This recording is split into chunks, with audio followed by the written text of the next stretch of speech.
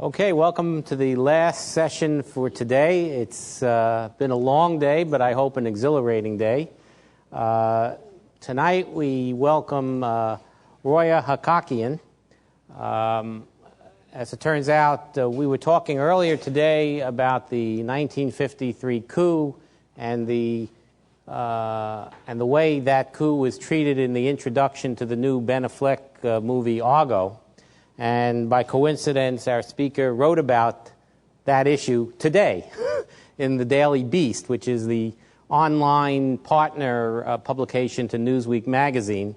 And her connection to the hostage crisis is that she was as you'll find out when you read this Daily Beast piece, she was a 12-year-old girl protesting outside the American embassy in Tehran at the time of that crisis. And she wrote a book based upon her experiences growing up in Iran. Her family left in the middle of the 1980s in a book called Journey from the Land of No. And being a personal reflection of what those events were like and what the country was like as she was growing up, it may be of particular use in your classrooms because she's writing about somebody who was young, in basically the same age bracket as some of your students. So you might find that of particular use. That, however, is not the book she'll be discussing tonight. You have already received a copy of her more recent book, Assassins of the Turquoise Palace, which has been named a notable book of the year for 2011 by the New York Times and among Newsweek's top 10 not-to-be-missed books of 2011. She has been a founding member of the Iran Human Rights Documentation Center. Her writings appear in the Wall Street Journal, the New York Times. She's helped produce programming for CBS 60 Minutes and for other journalistic collections on network news. So without further ado, let me ask you to welcome Roya Hakakian. Thank you. Thank you. Good evening. Just so I can clarify further what a great, important job you as history teachers, professors are doing around the country, I must give you an anecdote about how the cover of that book came about. And then you realize what an important job you are doing. So I had submitted my manuscript, and my publisher contacted me and said, this is the last stage. We just need a cover, and do you have any ideas? And I said, well, I wrote it. It took a long time. You throw some ideas at me, and I'll tell you if I like it or not. And so how many people can guess what the book cover that they proposed was? So they look at it, they see it's about Iran, post-revolutionary Iran, and the cover was a mosque with the image of Ayatollah Khomeini mixed together. And this is from perhaps the little bio or whatever it is that on the back of the book you have read. You already know that this is an anti-Ayatollah Khomeini book. This is a book about how all of that has come at a great expense to the Iranian diaspora, among others.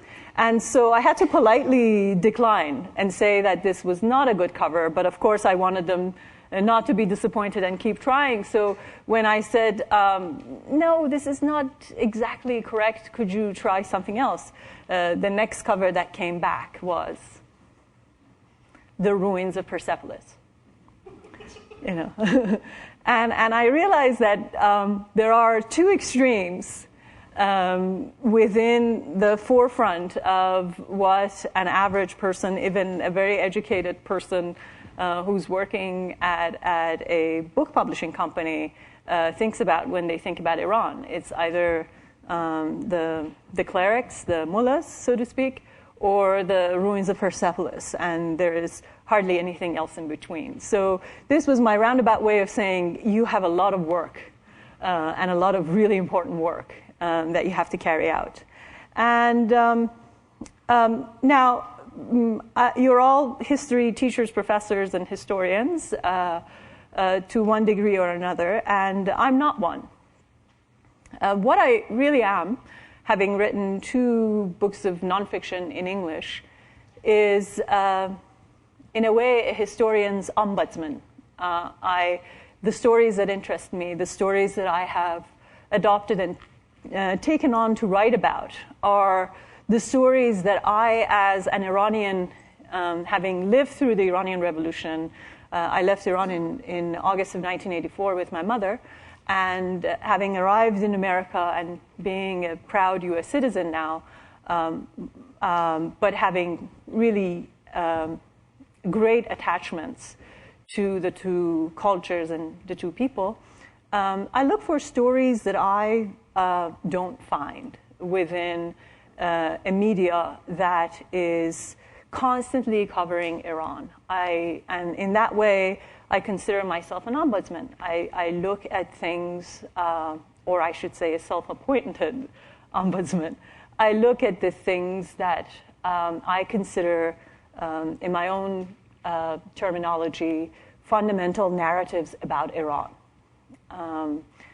And I look to see whether those fundamental narratives exist, not because I have personal sentimental attachments to them, and God knows I do, but also because I think those fundamental narratives are essential in the way policymakers think about Iran, in the way teachers think about Iran, in the way ordinary Americans think about Iran.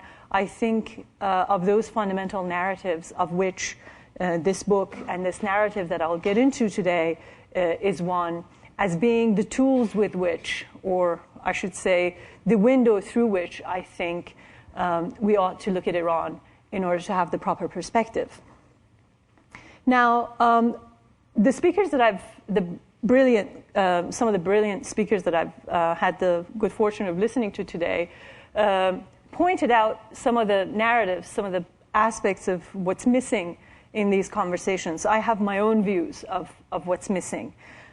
For instance, the memoir that I wrote came as a result of having worked in television news, both at ABC with the with the late Peter Jennings documentary unit, and at CBS's 60 Minutes. And in both networks, I would often be assigned to look at the archives of contemporary Iran. And oftentimes I had to go back and look at what was available in those archives from the Iranian Revolution. And fast forwarding through dozens of hours of archival material, I oftentimes didn't find the revolution as I had witnessed it as a fledgling teenager growing up under that revolution. And I would see a huge discrepancy between what the cameramen and the photographers and the reporters had brought back and what I remembered, or what I knew to be true. And so the first time that I decided to write for the first time in English, which was about 14 years ago, my memoir was really the result of seeing that the Iranian Revolution was not simply misunderstood, but understood in the fashion that the conquerors had wished for that history to be recorded. In other words, the Iranian Revolution was identified here as an Islamic revolution, and that subject was not open to debate anymore. And the general understanding was that Iran had been all along a Shiite nation with Islamic dreams, and the wish of the millions of the people who showed up on the streets in Iran in 1978 and 1979 was not to have a democracy like the kind of democracy we have here, but to bring to power a theocracy. And that was one of the things that I saw. That was one of the discrepancies I found as having lived in Iran and having been part of, or at least a sympathizer to the generation, to the young generation that brought the revolution about in urban centers, secular, educated, middle-class Iranians. That was one huge discrepancy. I remember that revolution, or I became interested in that revolution, rooted for that revolution, because I thought it was a revolution on behalf of freedom. It was the event that was going to give us free press and freedom of speech and the publications of so many books and other works of literature that had until then been banned because there was censorship. Another aspect that also drove me to write that memoir, another major discrepancy, was that Iran had somehow been registered within the post-revolutionary records as being a purely Shiite nation with a desire for zealotry or religious extremism. And again, that was not that was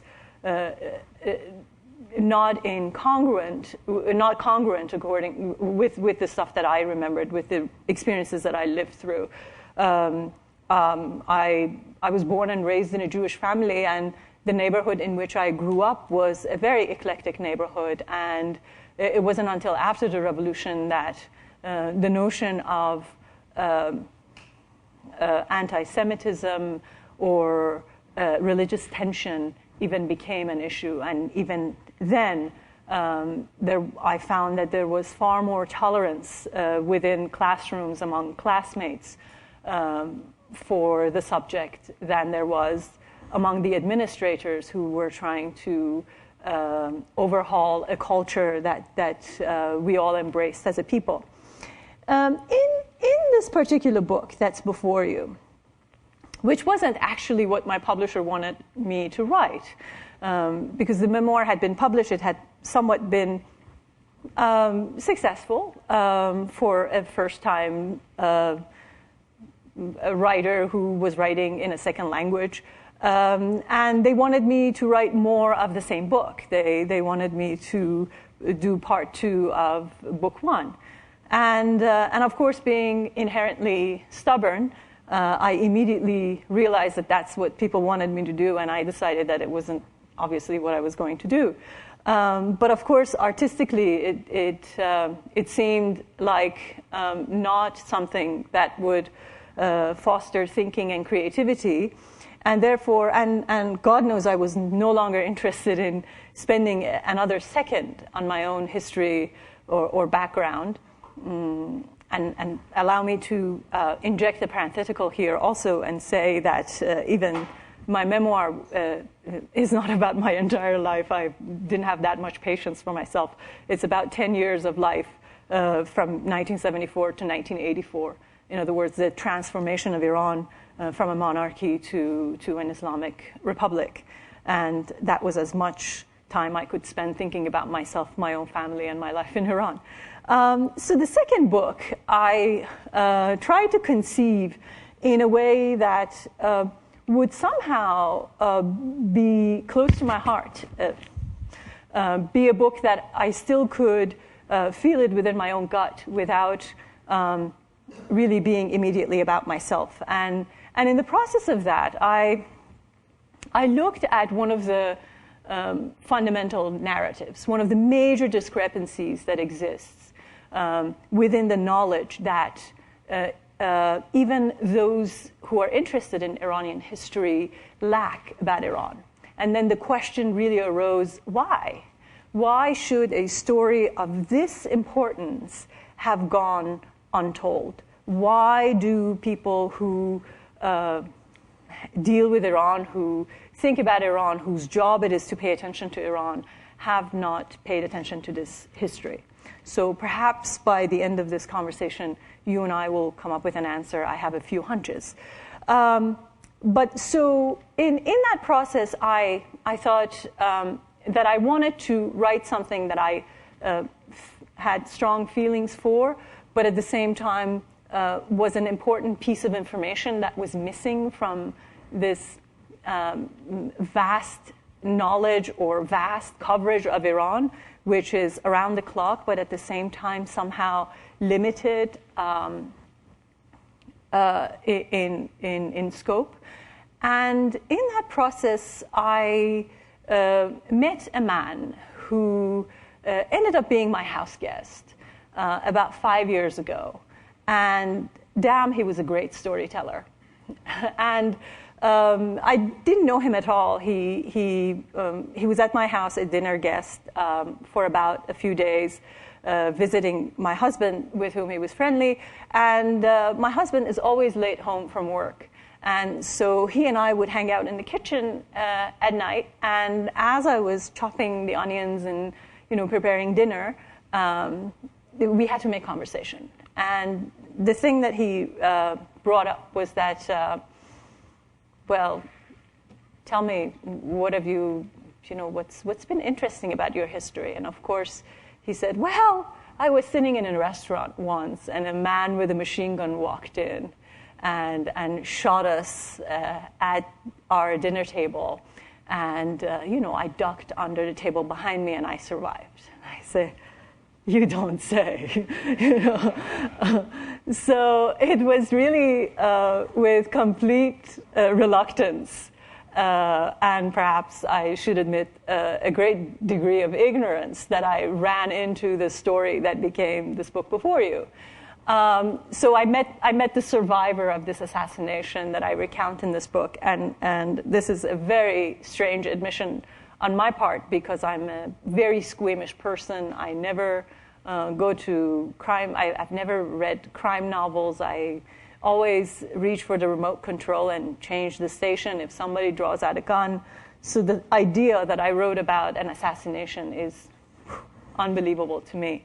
However, as he told the story to me, I realized that the assassination itself, the actual killing, which was hugely intriguing to my publisher, by the way. As soon as I talked about it with my editor, he was really interested in the kinds of the guns and how many bullets and how many people dropped dead and how long did it take until they were all definitively dead. All of these things didn't seem all that interesting to me, actually.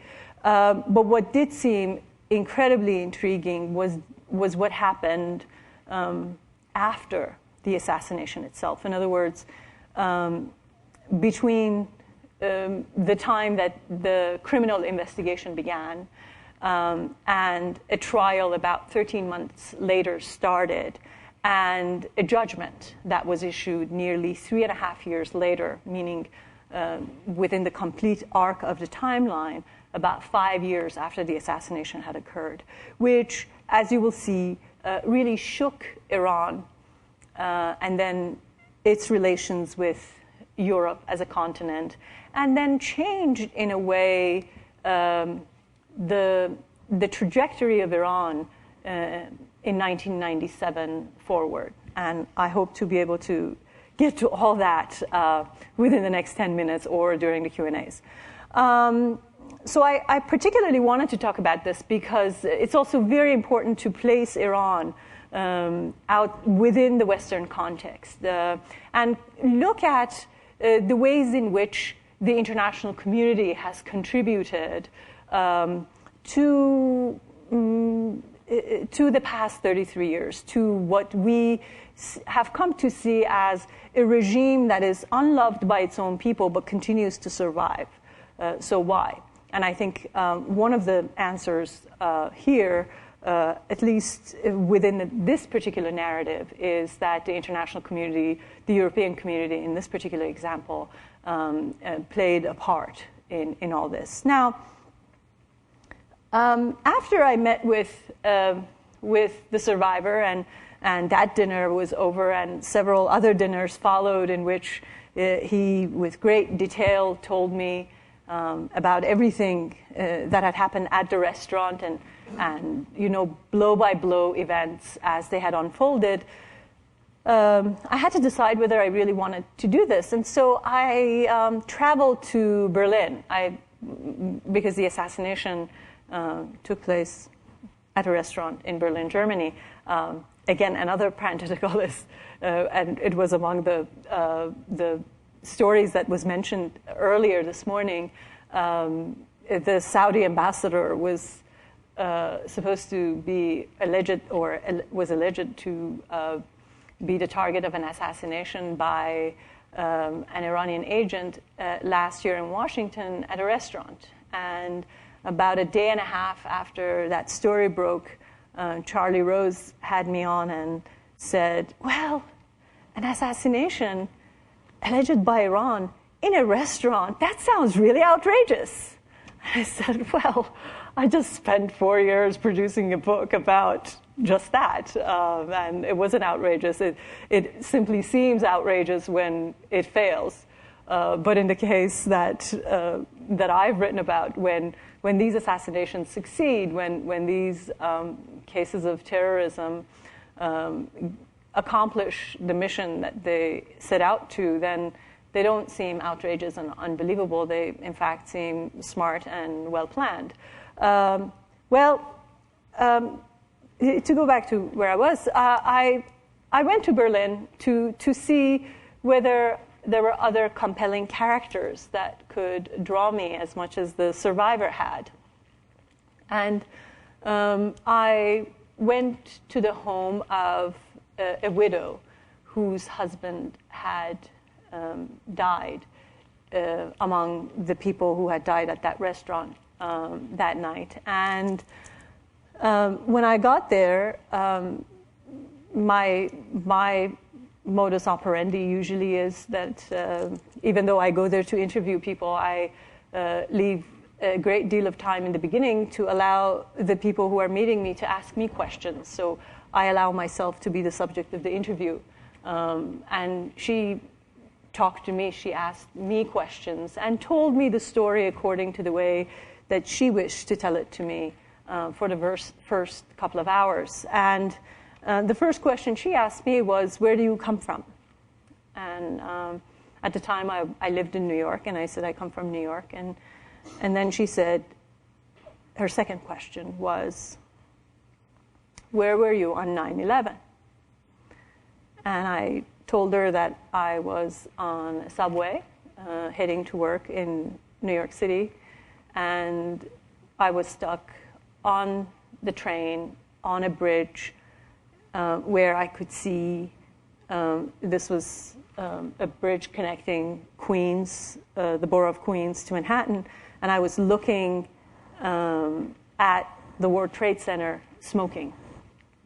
So I said that to her, and she said, well, I'm really sorry that you had to see that, and I just want to tell you that when I saw the image of the towers fall here in Berlin on television, I didn't move from my television set for several days.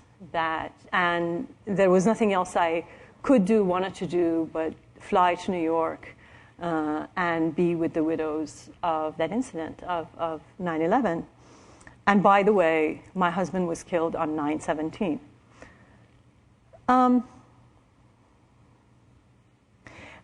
I know this sounds very sentimental, but of course we all know here in this room that Iran had nothing to do with 9/11. But I really liked the way she connected the two events together. I really liked the way she saw her own tragedy as the precursor to what happened on 9/11. I loved the way that suddenly these two completely disparate incidents seemed like the part of the same continuum. And then I was convinced that I should do this book. That even though the culprits were not the same, the notion of that connected these two incidents, the fact that here are two sets of widows who have become victims of Islamic fundamentalism, religious fundamentalism, and extremism. One, experienced it through a machine gun operation, and the other was, the falling of the two towers. But yet they seem to be the same thing. And I found that this is really what I wanted, what I continuously find myself doing, and that it is profoundly part of what I believe is missing in the way that we look at Iran. We fail to see how it is that rather than a nation against us, there is a nation who is in a way beside us, that some of the things that we have suffered from and we want to see uprooted or rooted out are the very things that Iranians have been in the forefront of suffering from and becoming victims of. So let me take you through some of the narrative and tell you about that night. So this is from September 17, 1992, Berlin, Germany. And this is our scene. After nearly an hour prowling Prager Street, surveying the restaurant in its cul-de-sac, two hulking, bearded figures rolled their collars up to their eyes and burst inside. A third man stood guard at the entrance. It was 10:47. They darted through the main dining hall, past the lonely customer nursing a last drink. Under the hall's archway, they entered the back room where a party of 8 sat at a corner table. The taller of the two intruders stationed himself behind one of the diners, facing the eldest among them, a bald, bespectacled man in a gray suit who was addressing everyone. No one was yet aware of their arrival. The speaker, suddenly meeting the intruder's dark gaze upon himself, froze in mid-speech. Another guest asked what was wrong with him. The answer came from the intruder. "You sons of whores." He thrust his gloved hand into the sports bag that hung on his shoulder. Then a click. A shout came from the table. "Friends, it's an assassin." The trail of his call faded in the roaring sound that followed.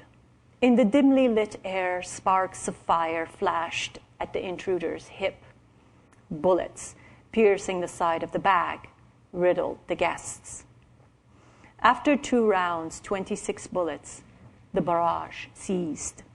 The elder guest was still in his chair, head slumped, blood tinting his white shirt, blending with the busy pattern of his tie. Another victim was doubled over, breathing noisily, gasping for air, his face smashed into a mug of beer. The golden liquid was slowly darkening. The second shooter walked up to the table, tucked his bare hand under his belt, and drew out a gun. He aimed at the elder man and fired 3 bullets into his head.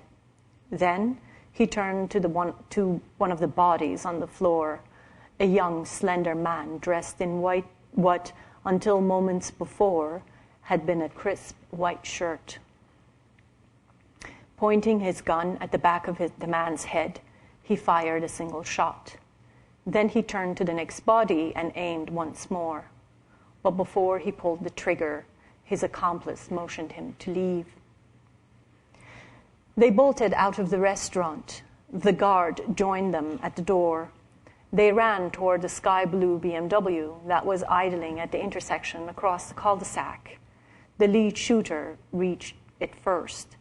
He grabbed the handles and swung both front and back passenger doors open. As he jammed himself beside the driver, he threw the bag behind him. The other 2 shoved themselves in the back seat. The driver stomped on the accelerator, nearly running over a pedestrian as he took off. Across the intersection, the engine of a black Mercedes roared, and it too took off and swerved onto a side street. In their wake, everything was once again as it had been on so many nights before. The breeze blew gently. A light drizzle fell softly, but lights had come on in the few windows overlooking the restaurant. A handful of neighbors had awakened. On the 4th-floor balcony of the building next to the restaurant, a young woman clutched the railing, leaning downward. Her auburn hair flowed over her white uniform, her skin still warm from the bike ride home. She peered intently at the sidewalk below, looking for the source of the blast that had shaken the floor of her living room. She was a curious bystander then, soon a witness to detail her account of the tremor beneath her feet, the tremor that would ripple through the continent in the months to come. So this was the scene, and we have come to recognize the word fatwa in this country. And again, this was among the topics that was discussed today with Salman Rushdie, after we heard about it for the first time in 1988, we assumed that Rushdie was the origin of it all. Well, he wasn't. And the 4 people who died in that restaurant that night were part of a large campaign that had already begun in 1979 with the rise of Ayatollah Khomeini to power.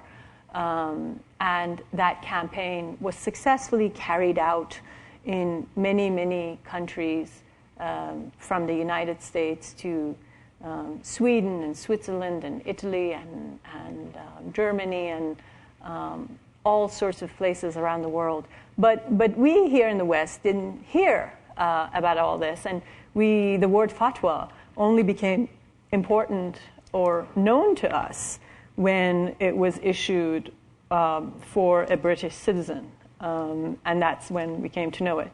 So what's the piece of information, or what was very important to me as an Iranian American, as someone who looks for missing pieces of important history that needs to be injected in this conversation, is that the first people who died as a result of these decisions, these fatwas, were Iranians themselves. There was a list of 500 individuals who had left Iran and were being persecuted, looked at wherever they were from, suburbs of Washington actually was one of the earliest assassinations that took place in the West, to all these other countries around Europe, and then Berlin was one of the biggest cases because 4 people died at the same time.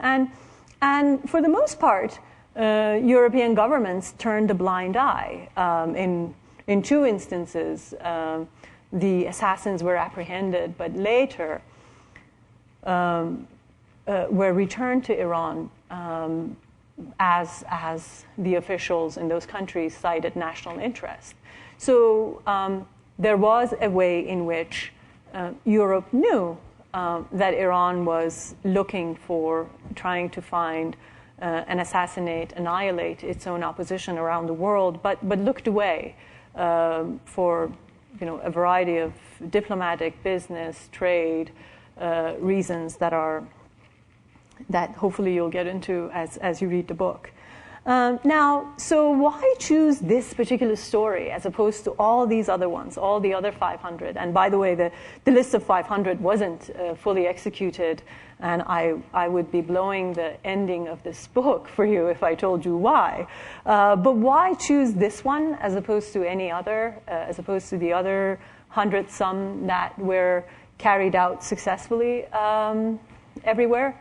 Well, because it has a wonderful ending, and because it shows how it is that human beings, be it reporters, conscientious citizens, and lawyers, attorneys, judges who won't be pressured by corrupt politicians, can make a tremendous difference. And together they can even defeat terrorism as the list, as a result of this case, was never completed. In other words, this is the case that put an ending to this particular round of assassinations by Iran around the world. And of course, I don't think I would be entirely ruining the ending of the book by saying that it happens to be short of the recent round of sanctions by Iran, by the Western world, and led by the United States against Iran, the most important, the greatest blow that the international community, in the most peaceful way, has delivered to Iran, and gotten results as a result of it.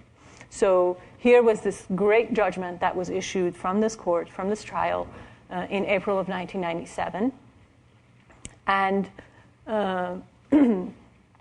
as it was issued and implicated the Iranian leadership in having ordered the assassinations 5 years earlier, every EU member nation withdrew its ambassador from Iran, and there was a period of complete diplomatic darkness between Iran and Europe for over 5 months. This is huge, because up until then, it was only the United States that Iran didn't have relations with. But it's very hard to justify for an entire nation why you also don't have relations with Finland and Switzerland and Sweden and France and Germany and Italy and all those other countries. And within those 5 months, and again, I want to emphasize the notion of it having been perfectly peaceful. Not a bomb had been dropped, not a bullet had been shot. But in the most civilized fashion possible, Iran's campaign of assassination as a result of this was successfully stopped or brought to a halt. And I also think that this judgment had a major effect on the presidential elections that took place in Iran in June of 1997. The verdict was issued in April, and President Khatami, the man who we have come to know as the reform president of Iran, came to power in June. But in April, he was lagging way behind his rivals in the polls. But as this judgment came forward, he looked like the face that Iran needed to put to the international community. He appeared as the moderate, reasonable, non-violent human being or face of Iran that the international community was willing to make peace with. And I believe that even though the reform never really settled in Iran, but at least the wave of reform in Iran began. And I'll stop here and take your questions. Thank you for listening. Thank you. Well, thank you very much. That was truly gripping. And we'll open it up for questions. Again, just raise your 10 card vertically, and we'll go from there.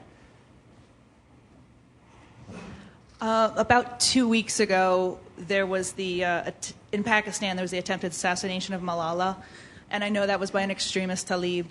But given that, could you give us an idea of your view of the unchanging and changing role of women in Iran? I really love it when a question makes it possible for me to plug one of my pieces. So I wrote my reaction to the Malala situation as a relatively extensive op-ed in the Outlook section of the Washington Post, not to be missed. But the argument I made in it came as a result of as a synthesis that came to me after years and years of trying to figure a certain thing out, which I kind of talked over with Alan and everyone else at the table, and from Alan's reaction, I'm not sure if he went for it, but I'll try it on the rest of you.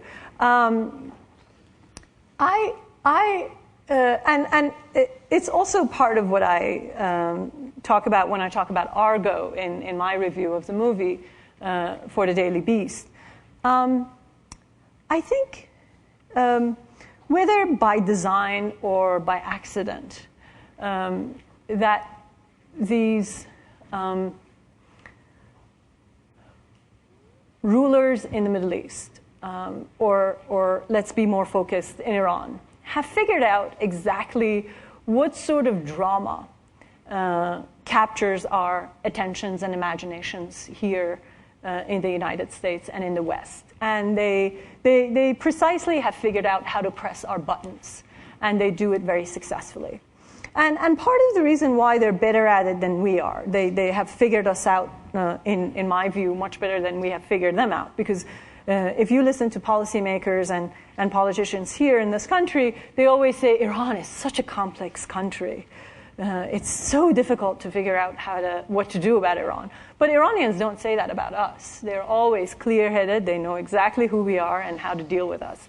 So I mean, there's something to mull over here, why their view is so clear. And in part, I think it's because they have spent the last 33 years trying to stay in power. They haven't worried about the ozone layer. They haven't been trying to figure out how to save, Social Security or anything. They haven't been planning for a future, but they have been planning and focusing entirely on the issue of how do we survive? How do we continue to stay in power? How do we defeat our enemies and continue to be where we are? And I think now I know you're thinking she's gone far away from Malala, but I think the drama here is very important to pay attention to. In the case of the American hostage crisis, my beef with the movie, which I found extremely entertaining, was that it focuses on the hostage crisis, even though it tries to be sympathetic to the plight of Iranians. And in creating sympathy, it says, well, Iranians were angry with us because we had this 1953 coup, and therefore they were right to take over the American embassy because we had supported the Shah, blah, blah, blah. But what really happened, which the movie fails to point out, is that the hostage crisis drama, the takeover of the embassy, created this smoke screen for all of us here, behind which the democratic or the moderate elements who were in power, who were the people I wrote about I wanted to write about when I wanted to write my memoir, failed. In other words, the most important thing that's missing from this film is the fact that the interim government of Iran, the provisional government, which was composed of a group of Harvard, UC Berkeley, Yale-educated people who had gone back to Iran to build a democracy, resigned because they protested the act of the takeover. It had nothing to do with 1953. This is what they did then. How can you retell the story of the hostage crisis without saying that within the Iranian, within the country of Iran, even within the government, the entire government protested the takeover of the American embassy by resigning because they thought this was the most egregious act possible. They didn't want the students inside the embassy. They didn't want hostages at all. They didn't want to ruin their relations with the United States whatsoever. And so that was missing. Now, why did Iran need this? Iran needed this because Iran needed to force them out of power, because Ayatollah Khomeini and the radical elements, the hardline elements within the Iranian revolution at the time were looking for a dramatic moment to weaken their own opposition. And the hostage crisis provided them with this fantastic opportunity. And you know what? All of our attentions were focused on the 52 hostages. And while we were busy watching this, they went around and brought back everything that the hardliners led by Ayatollah Khomeini had always intended to do, including reinstituting the veil for women, mandatory veil, whereas prior to the revolution, it was veil by choice. Those who wanted to put it on did, and those who didn't put it on. So all the bad things that you fear a theocracy would institute was instituted while we were all focused purely and solely on the hostages. And of course, a whole government also in protest resigned. And so the ones who came to power afterwards were a completely a far more extreme cast of characters. And so I think now, how does this relate to Malala? In that I think this entire anti-Americanism or acts of religious extremism in the region is derailing us from paying attention to what they do when they put this theater up. And what happens when they come out to the streets and shout, death to America, death to America. They go home and they take away the right of their women immediately to educate themselves, to attend universities. In Iran in the past year, lots and lots of fields and universities that had been initially banned for women in the beginning of the revolution were banned once again. Because we're really busy looking at nuclear issue, because every headline every day dedicated to Iran is about nukes. What do we do about the nukes? And so while all of this drama, all of this theater, and chief among them is always these hostile, severe acts of anti-Americanism occur, you always have to ask yourself, what are they doing domestically that they need to focus our attentions on this? And I think ultimately what I want to say about Malala and what I did say in the piece is that it's really a case of rather than looking at it from a situation with religious extremism or a situation where we need to understand how Islam operates. Is there something we need to understand more about Islam to address this crisis better? My answer is it's not about any of this. Because when you look at it from inside, when they say we want Islamic democracy as opposed to simple democracy, what it really means is that the Islamic that they attach to the notion of democracy is that we really want to take certain rights away from women. We really don't want to make them equal citizens. We really want to carry on with this gender apartheid. And that's what we mean when we say Islamic democracy. Because at the end of the day, it's not about God. It's not about how we want to pray in, what prayers we want to say. It's about, in the most practical, step-by-step way that it will affect our conduct. It boils down to how will women and vulnerable minorities will be treated, and that's what that does. So I think this basically is a struggle on behalf of, it's about the last frontier of feminism. And we have to acknowledge it as such. We can learn all we want in the world about the state of Islam and how Shiism and Sunnism are different from each other.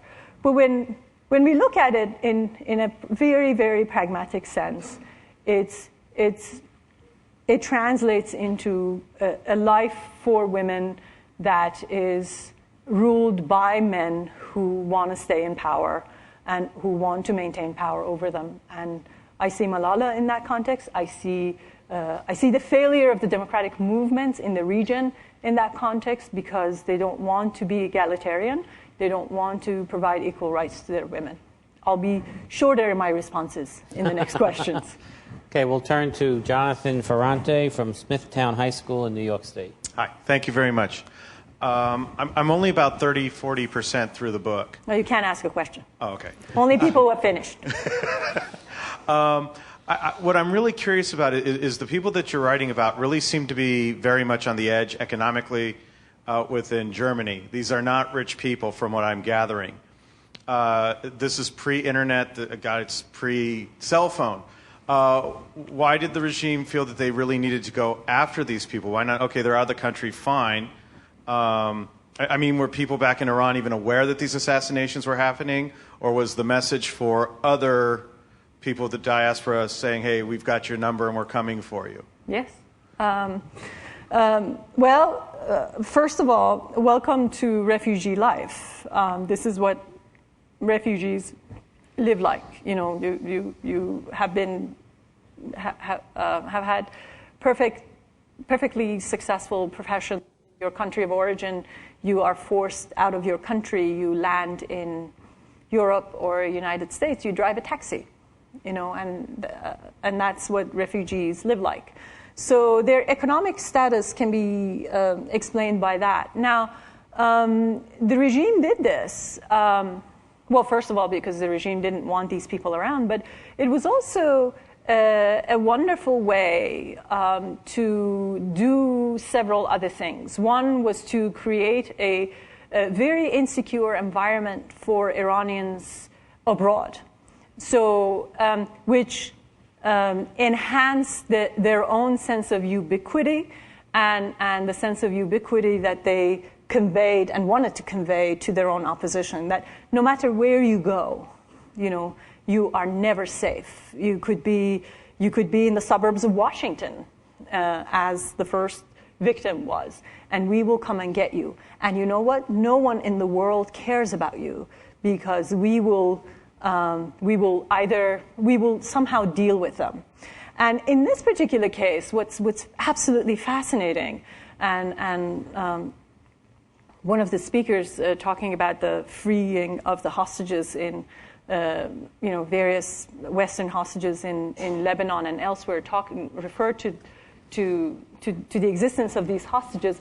After this assassination, Iran sends an envoy to Germany, and in a secret meeting, the Iranian envoy tells to one of the highest officials in Germany that we will free any hostage you name. All we want for you to do is not allow this trial to begin. And so what's interesting, it's not that he's making this demand, but it's also fascinating to see that Iranian official cannot fathom the notion of an independent justice system that cannot be influenced by a politician. And so when the politician tells him, but we can't do it, we can try to help you to control the fallout from it, but we can't prevent the court from starting. And that's really significant. The thing that is really important to remember is that Iran used to take hostage also because it wanted to be able to negotiate with the Western world in cases like this. So then it created a dilemma for the Western policymakers, that if Iran freed them, then would they really reward them? Because if they rewarded them, would they not learn to go then, capture some more hostages? I mean, this is what made dealing with this, or looking at this freeing of the hostages as a something that Iran ought to have been rewarded for, because Iran was particularly doing this in order to place itself in a position of negotiating power. And part of the reason why the West didn't want to reward Iran when Iran freed hostages was because it didn't want to encourage bad behavior. Yes? Yes, let's clarify that wasn't Nouri just in the wrong place at the wrong time? Wasn't the doctor the one they were really trying to kill? I mean, that was the target, right? The other guys are just kind of in the wrong place at the wrong time. Well, so the names that came up in this question are the names of the two of the victims, and I asked that question from the chief investigative officer, and he believed that because Nouri had this is the translator who was at the restaurant, the fourth guy who shouldn't have been killed because he wasn't a very consequential person. But the investigator told me that they wouldn't have wasted 7 bullets on him if they really didn't want him to die. But surely the ones that they didn't intend to kill were the ones that they put a coup de grace in. So the chief assassin with the machine gun had a backup who went up to individuals and that they had come to kill and put a final bullet in their heads. Yes? I was wondering, you said You said you were a teenager during the revolution, and you said you were Jewish. Yes. Okay. I was wondering, did your life change dramatically or in any way, and if so, how, during that time period? Yes, but are you asking if my life changed as a result because I was Jewish? Or because there was a revolution? Because there was a revolution, and maybe because you were Jewish. Right. Well, you should read my first book. but no, you don't. There are so many good books, but if you're particularly interested in that answer.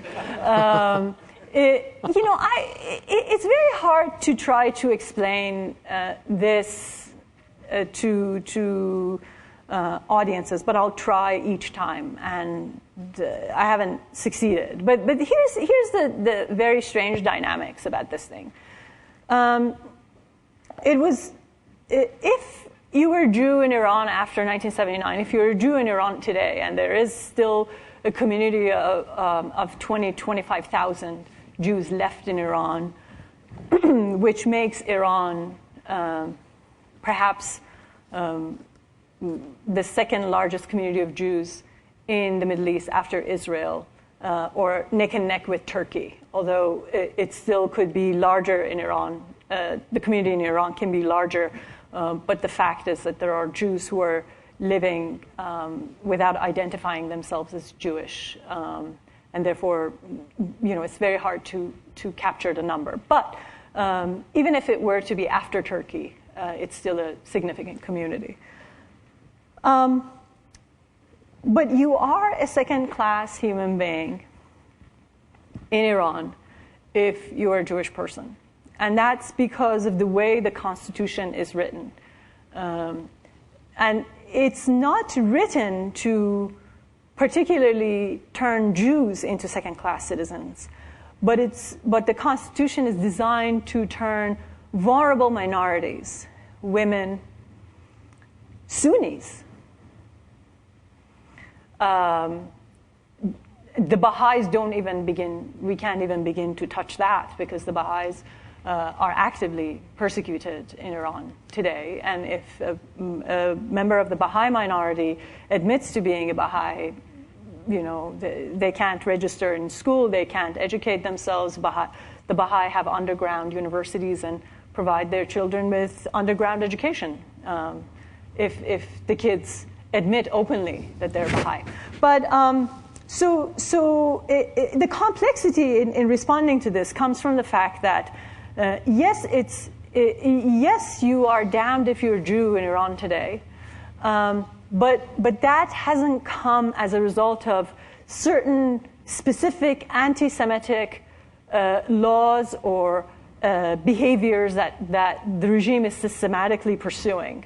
It comes as a result of an ideological messianic regime that wants people to either be with it, or if they're not with it, they will be enemies against it, which they will pursue. And I think this is a very important distinction to make, that yes, it's bad for Jews in Iran, but then it's bad for vulnerable minorities and people who don't see eye to eye with the regime. I'm afraid it's 8 o'clock, which is 12 hours after we began this day and 12 hours before we begin tomorrow. But let me ask one final question before you hang up here, and that is, you mentioned that the liberal democratic forces that seem to be at the forefront of the revolution were pushed out very early on, and that same phenomenon seems to have happened in Egypt and elsewhere in the Middle East, for the logical reason that the religious forces are organized and the liberal democratic forces are disorganized. So how do you, as we started to discuss at dinner, how do you see the next phase? How does that come about? How do you move from where we are today to something better? Well, I do discuss that in a different article, by the way, but it's the million-dollar question, I think. Part of what's truly missing at our end, I think things in Iran and in the rest of the region can change for the better, and the democratic forces that we want to see empowered can be empowered.